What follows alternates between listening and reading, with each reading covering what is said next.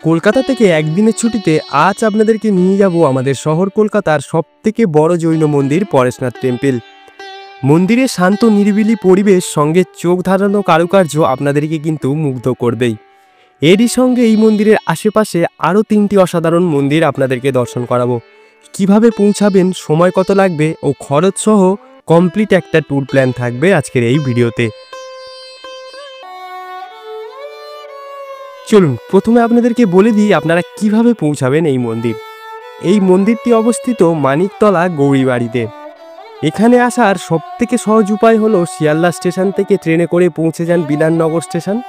ভাড়া লাগবে 5 টাকা জনপ্রতি এবং সেখান থেকে অটো বা বাস ধরে 5 থেকে 10 মিনিটের মধ্যে পৌঁছে যেতে পারেন গৌরীবাড়ি অর্থাৎ পরেশনাথ মন্দির। ভাড়া লাগবে জনপ্রতি 10 টাকা। অথবা যারা মেট্রোতে আসতে চাইছেন তারা শোভাবাজার সুতানুটি নেমে 1 নম্বর গেট দিয়ে বাইরে বেরিয়ে খান্নাগামী যে কোনো অটো ধরলেই আপনারা খুবই সহজে পৌঁছে যাবেন গৌরীবাড়ি। অথবা শিয়ালদা থেকে আপনারা খান্না মানিকতলাগামী যে কোনো বাসে চেপেও 10 থেকে 15 মিনিটের মধ্যেই আপনারা পৌঁছে যেতে পারেন গৌরীবাড়ি। এখন রয়েছি বিধাননগর স্টেশন।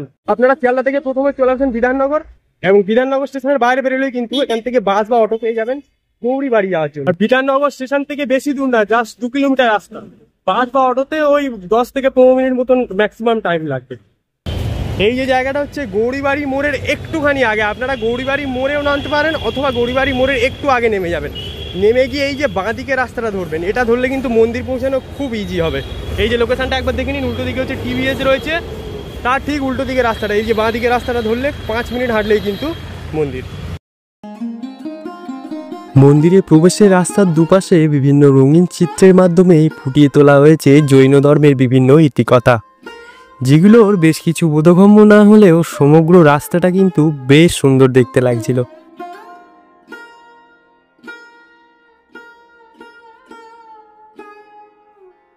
আমরা প্রথমে দেখে নেব শ্রী শীতলনাথজির মন্দির। বলে রাখি, এই শীতলনাথজির মন্দির হলো আমাদের শহর কলকাতার সবথেকে বড় জৈন মন্দির।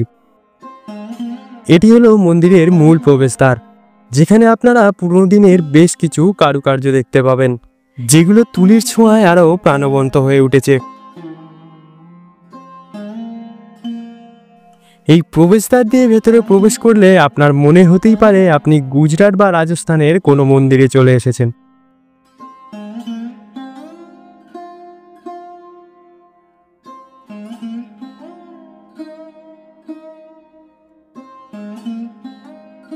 এটা হচ্ছে মন্দিরের গার্ডেন, ওই মূল মন্দির আর এর হচ্ছে মেন গার্ডেনটা, মন্দিরের গার্ডেন এরিয়া। ভীষণ সুন্দর করে ডেকোরেশন করা, প্রতিটা জিনিস না বেশ দারুণ মেনটেন।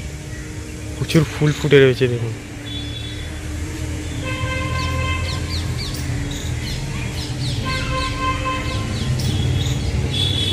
প্রচুর ফুল ফুটে রয়েছে, ভীষণ সুন্দর জায়গাটা।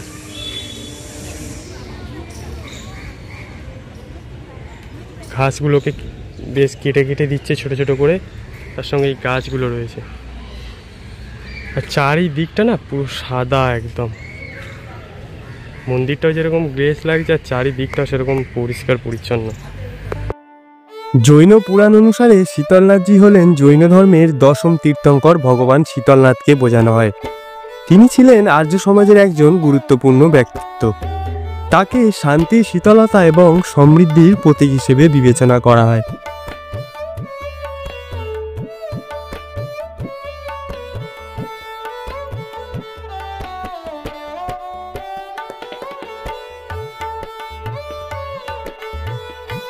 এই মন্দিরে আপনারা বেশ কিছু ইংরেজ স্থাপত্য লক্ষ্য করবেন, কারণ সালটা তখন 1867। জৈন ধর্মের একজন ব্যবসায়ী বদ্রীদাস বাহাদুর ভগবানের প্রতি শ্রদ্ধা রাখতে এই মন্দির নির্মাণ করেছিলেন। যেহেতু আমাদের শহরে তখন ইংরেজ রাজ চলছে, যে কারণে এই মন্দিরের কারুকার্যতেও কিন্তু বেশ কিছু ছবি ফুটে উঠেছে।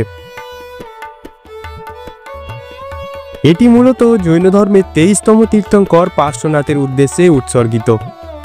সমগ্র মন্দিরটি মার্বেল পাথর খোদাই ও বেলজিয়ান কাঁচ দিয়ে তৈরি করা হয়েছে, যেটা মন্দিরের সৌন্দর্যতাকে আরও দ্বিগুণ করে দিয়েছে।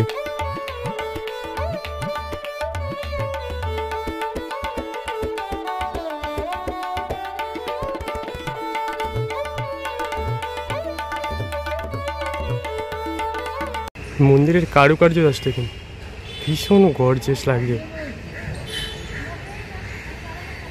ভেতরে ক্যামেরা অ্যালাউ নেই, যার জন্য ভেতরে দেখাতে পারছি না। ভেতরটা অসাধারণ, জাস্ট প্রচুর ডায়মন্ডস থেকে শুরু করে কাঁচ, প্রচুর জিনিসপত্র দিয়ে কিন্তু মন্দিরটা তৈরি করা হয়েছে। দেখুন,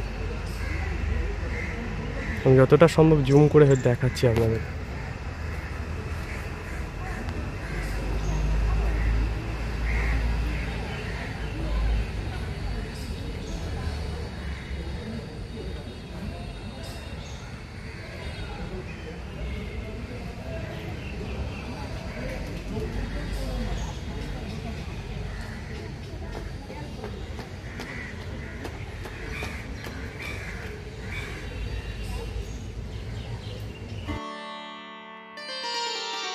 এখানকার প্রতিটি জৈন মন্দিরের বিশেষত্ব হলো এই পুষ্করিণী।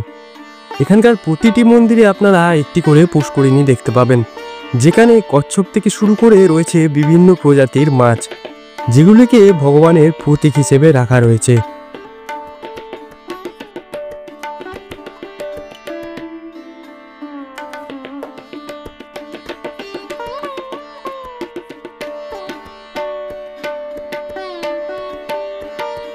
শীতলনাথজির মন্দির দর্শন করে আপনারা চলে আসুন দাদাবাড়ি মন্দির। ঠিক এই শীতলনাথজি মন্দিরের উল্টো দিকে রয়েছে এই মন্দির।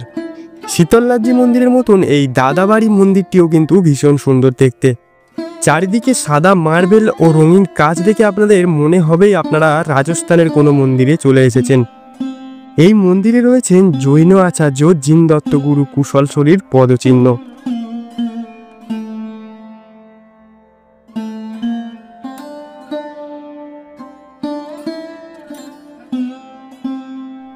এরপর আপনারা চলে যান মহাবীর স্বামী মন্দিরে। ঠিক এই দাদাবাড়ি মন্দিরের পাশেই রয়েছে এই মহাবীর স্বামীজির মন্দির। মহাবীর স্বামীজি হলেন জৈন ধর্মের 24তম তীর্থঙ্কর। এখানকার প্রতিটি মন্দিরের কারুকার্য সত্যি ভাষায় বর্ণনা করা যাবে না। চারিদিকে রঙিন মার্বেল ও নিখুঁত কাজ সত্যিই কিন্তু অতুলনীয়।